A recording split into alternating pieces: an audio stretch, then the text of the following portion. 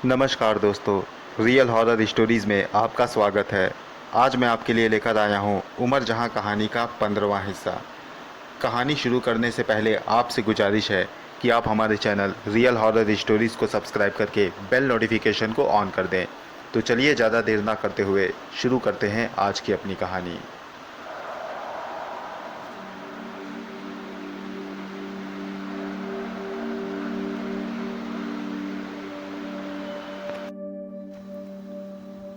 वो लाश वहाँ से गायब थी। ये देखकर जमशेद को झटका लगा। वो तुरंत अपनी जगह से खड़ा हुआ और इधर उधर देखने लगा। वहाँ पर होगी और एक लाश जिंदा कैसे हो सकती है?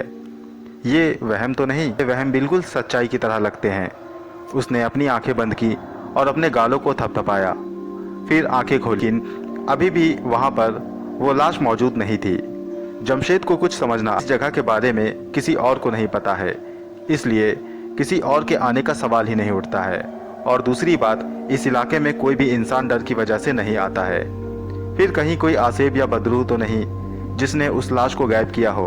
अरे नहीं, कोई आसेब यहाँ नहीं आ सकता, क्योंकि मैंने मंत्रों से इस जगह को सुरक्षित कर रखा है। जमशेद का फिर वो बाहर की ओर निकला। बाहर निकलकर उसने उस कब्रिस्तान का कोना कोना छान मारा, लेकिन वो लाश नहीं मिली। जमशेद थोड़ा आगे निकला। मिट्टी के बड़े बड़े टीलों को पार करके वो जंगल से सटी हुई नदी के पास पहुंचा। वो लाश वहां नदी से पानी पी रही थी। उस लाश ने कफन से अपने हाथों को निकाल रखा था और पैरों को भी कफन की गिरफ्त से आज़ाद कर रखा था। उसके बाकी के जिस्म में कफन लिपटा हुआ था। उसकी शक्ल पहचान में नहीं आ रही थी, लेकिन वो किसी आदमी की ही लाश थी। उसकी शक्ल हर जगह से उसकी शक्ल पर जगह जगह से मांस और हड्डियां दिख रही थी। ये सब देखकर जमशेद की आंखें खुली की खुली रह गईं। वो लाश पानी पीकर अपनी जगह से उठ गई और उसने जमशेद को देखा। वो जमशेद की तरफ धीरे धीरे बढ़ने लगी। जमशेद का दिल तेजी से धड़कने लगा। वो लाश जमशेद के करीब आकर उसे घूरती हुई वहां से निकल गई। जमशेद भी चुपचाप उस लाश का पीछा करने लगा। वो लाश धीमे धीमे उसी सुरंग की तरफ पहुंच गई जिससे बाहर आई थी। वो अब सुरंग के अंदर दाखिल हुई और जमशेद भी उसके पीछे अंदर आ गया। वो लाश अपनी जगह आकर बैठ गई और ध्यान से इधर उधर देखने लगी। जमशेद भी अपनी जगह पर आकर बैठ गया था। वो ध्यान से उस लाश को देख रहा था। आज न जाने क्यों जमशेद को पहली बार खौफ आ रहा था। वो बस लाश को देखे जा रहा था और ये सोच रहा था कि आखिर ये लाश जिंदा कैसे हो गई। वो लाश अपनी जगह से उठी और वहां पर रखे एक घड़े के पास आकर बैठ गई। उसने उस घड़े को अपने सामने उलट दिया। उसमें से कुछ चावल के ढेर गिर गए। वो उन कच्चे चावलों को खाने लगा। जमशेद अब हिम्मत करके उसके करीब आहिस्ता से उसके थोड़ा सा करीब आया। उसने उस लाश को लड़खड़ाते हुए शब्दों से कहा, तुम कौन हो और जिंदा कैसे हुए? उस लाश ने जमशेद के सवाल का कोई जवाब नहीं दिया। वो चुपचाप उन चावलों को खाता रहा। फिर जमशेद ने उससे पूछा, तुम कौन हो और जिंदा कैसे हुए? उस लाश ने अपना सिर उठाया और सवालिया नज़रों से जमशेद को देखा। फिर वो उन चावलों को खाने लगा। जमशेद ने उससे दूसरा सवाल नहीं किया। उस लाश ने चावल खत्म कर दिए और फिर दूसरा घड़ा उठाकर उसमें से कच्ची दाल निकालकर खाने लगा। धीरे धीरे उसने वो दाल भी खत्म कर दी। अब उसने जमशेद की तरफ देखा और इशारे से खाने के लिए मांगा। जमशेद ने उससे कहा, बस इतना ही था मेरे पास, अब कुछ नहीं है। जमशेद का इतना कहना ही था कि वो लाश जमशेद को घूर कर देखने लगी। जमशेद अब बुरी तरह से डर गया। उसने वहां से निकलकर भागना चाहा, लेकिन वो लाश सुरंग के रास्ते पर आकर खड़ी हो गई। अब जमशेद के पास कोई चारा नहीं बचा था। उसे उस लाश से खतरा महसूस हो रहा था। उसने खुद की हिफाजत के लिए मंत्र पढ़ना शुरू कर दिया। वो लाश धीरे धीरे जमशेद की तरफ बढ़ने लगी। जमशेद अपने कदम पीछे करता हुआ उससे बचने की कोशिशें करने लगा, लेकिन वो लाश जमशेद के बिल्कुल करीब आ गई। उसने जमशेद का हाथ जोर से पकड़ा कि तभी उसका ध्यान कुछ चमगादड़ों ने अपनी ओर खींच लिया, जो रोशनी से बचकर वहां दिन में बैठा करते थे। वो लाश उन चमगादड़ों पर झपटी और एक एक करके उन्हें खाना शुरू कर दिया। उसने दोपहर तक सारे चमगादड़ों को अपना निवाला बना लिया। अब उसने जोर से डकार ली और वहां जमीन पर लेट गया और आंखें बंद कर ली। जमशेद समझ चुका था कि उस लाश से उसको खतरा है। और मंत्रों का उस पर कोई असर नहीं होता है। उसने इसी वक्त वहां से भागने का मन बनाया, लेकिन उसे याद आया कि अगर वो वहां से भागा तो दूसरी जगह पर उसे फिर से अमल शुरू करना होगा, और इस तरह ये अमल अधूरा होने के कारण उसकी जान को भी खतरा हो सकता है। लिहाजा वहीं रुकने का फैसला करके जमशेद वहीं पर रुक गया, क्योंकि कोशिश करके उस लाश से बचा जा सकता था, लेकिन अमल अधूरा छोड़ने पर वह किसी भी कीमत पर नहीं बच सकता था। वो चुपचाप रात होने का इंतजार करने लगा। उसे ये चिंता थी कि लाश के जिंदा रहते वो ये अमल कैसे करेगा। जमशेद अभी इन्हीं उधेड़बिन में उलझा हुआ था।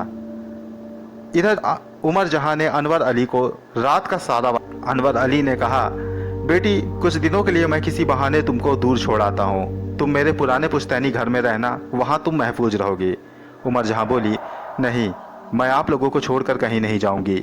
मैंने फैसला किया है कि मैं उस तांत्रिक को जरूर रोकूंगी, क्योंकि वो बुरे इरादे से अमल कर रहा है। अगर उसका अमल पूरा हुआ तो वो मासूम लोगों को तंग करेगा, लोगों में अपना खौफ कायम करेगा। अनवर अली ने कहा, लेकिन ये तुम कैसे कह सकती हो, क्योंकि इफरीत का अमल कर रहा है। कोई भी इंसान अपनी जान जोखिम में डालकर इफरीत का अमल कर रहा है तो उसने कुछ बड़ा ही सोचा होगा, और वह मैं उसे देखकर जान गई कि वो बुरे किरदार का आदमी है।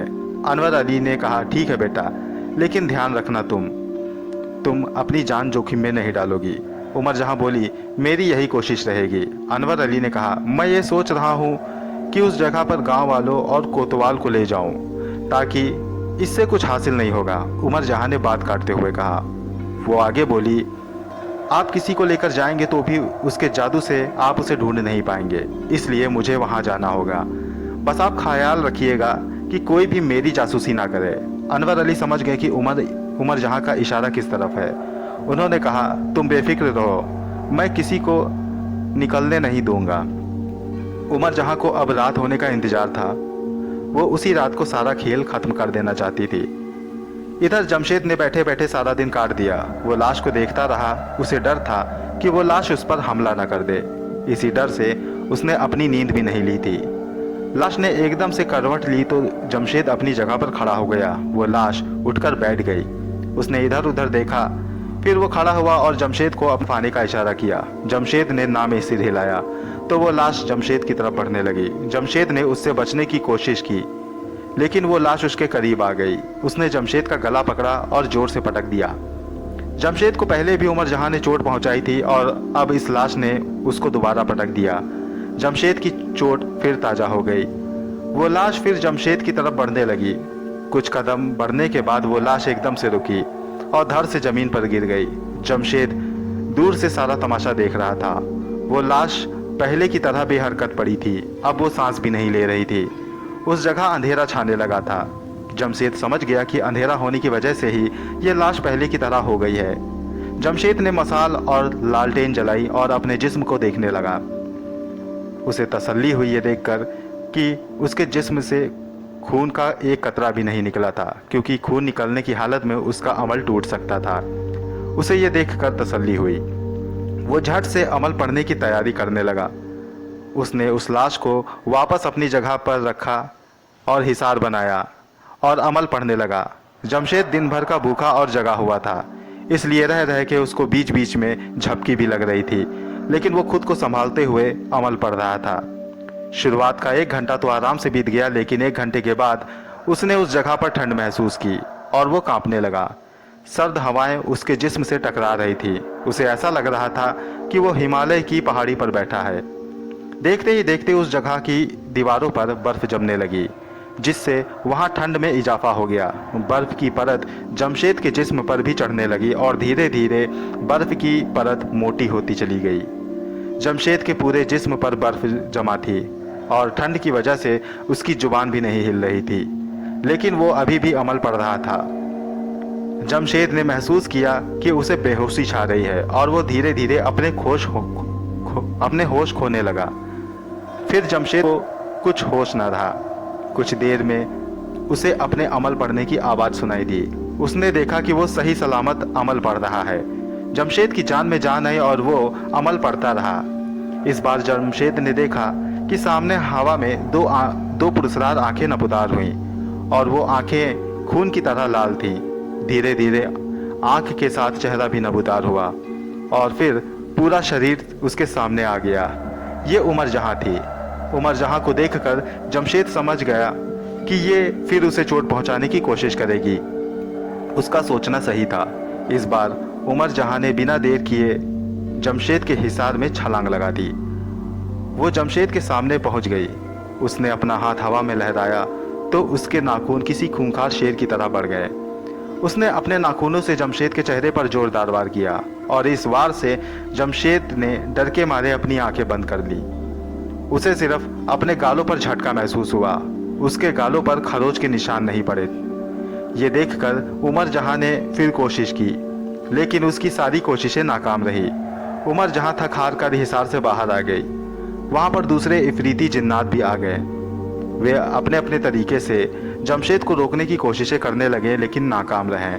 अब उमर जहां फिर से उठकर हिसार के अंदर दाखिल हुई। उसने अपनी आंखें बंद की और मन ही मन कुछ पढ़कर अपनी हथेली को जमशेद के सामने कर दिया।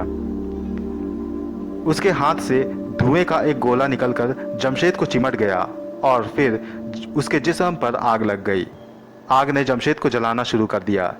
जलन से जमशेद एकदम से चीख पड़ा, लेकिन वो अपनी चीख में भी अमल पड़ रहा था। जमशेद ने अपने ऊपर भले ही हिसार लगाया था, लेकिन उमर जहां की आग ने उसे जलाना शुरू कर दिया था। जमशेद के मंत्रों की ताकत से उसका जिस्म थोड़ा सा ही जल पाया था, लेकिन जलकर राख नहीं हुआ था। थोड़ा सा जिस्म इसलिए जल पाया क्योंकि वो आग उमर जहां ने अपनी पुरस्कार ताकतों से पैदा की थी। आखिर वो भी एक जिन ही थी। जमशेद जलते हुए तड़प रहा था, लेकिन उसने अमल को पढ़ना जारी रखा।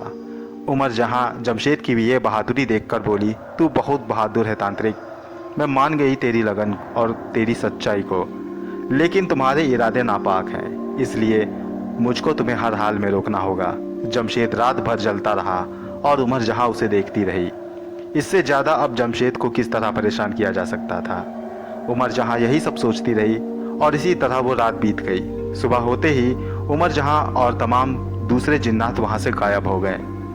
जमशेद उस दिन का भी अमल पूरा कर चुका था और अमल पूरा होते ही वो चीखते हुए वहां की ज़मीन पर लौटकर आग बुझाने की कोशिशें करने लगा, लेकिन वो पुरस्कार आग नहीं बुझी। जमशेद परेशान होकर सुरंग के रास्ते बाहर आया और नदी की तरफ भागने लगा। वो नदी में छलांग लगाना चाहता था, लेकिन उससे पहले ही उसकी आग बुझ गई।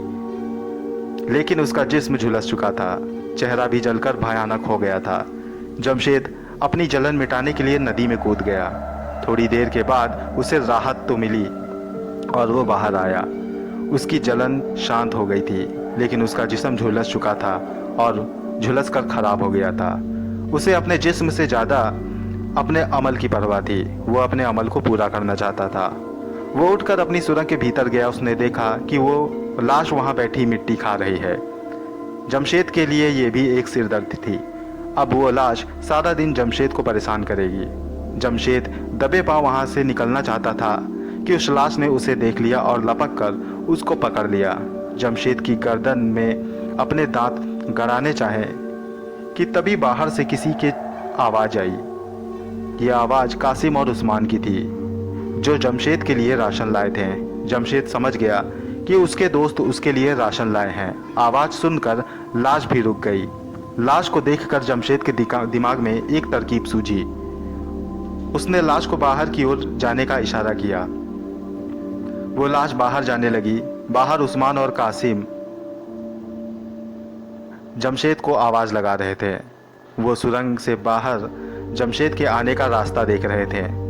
उन्हें अंदर से किसी के आने की आहट सुनाई दी तो उस्मान ने कहा, जल्दी करो जमशेद, यहाँ खड़े खड़े डर लगता है। तुम बाहर आने में बहुत देर लगाते हो, हमेशा यही करते हो। जल्दी आया करो, कहीं ऐसा ना हो कि किसी दिन तुम आते रह जाओ और हमें कोई बदरूह उठा ले जाए। उसका इतना कहना ही था कि वो लाश सुरंग से बाहर आई। उस लाश को देखकर उस्मान और कासिम की चीखें निकल गई। दोस्तों, ये कहानी जारी है। इस कहानी का अगला भाग मैं जल्द आपके पास लेकर आऊँगा। कहानी आपको कैसी लग रही है हमें कमेंट बॉक्स में लिखकर ज़रूर बताएं। मिलता हूँ अगली बार इसी कहानी की अगली कड़ी के साथ। तब तक के लिए गुड बाय।